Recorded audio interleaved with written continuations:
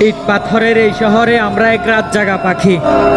আমাদের সুখের বোঝাটা হালকা হলেও কিন্তু দুঃখের বোঝাটা ভীষণ ভারী।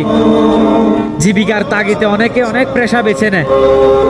আমরা পেশায় ড্রাইভার গর্ব করে বলতে পারি আমরা দেশ রক্ষায় কাজ করি। নির্ঘুম রাত কাটিয়ে সারা রাত গাড়ি চালাই। ভোরবেলায় চোখ টেনে মেলতে পারি না ঘুমের যন্ত্রণায়। তবুও পার্টির মালামাল সঠিক সময় গন্তব্যে পৌঁছে দেওয়ার আপ্যায়ন চেষ্টা করি। কারণে যদি ওই মহাসড়কে কোনো দুর্ঘটনায় শিকার হই, সাধারণ পাবলিক বলে ঘাতক ড্রাইভার আর হয়ে যায় ওই জেলখানার দাগি আসামি।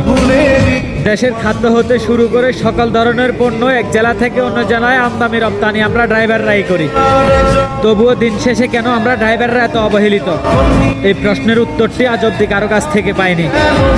এই দেশের 50% অর্থনৈতিক সচল রেখেছি আমরাই অবহেলিত মোটর শ্রমিকরা।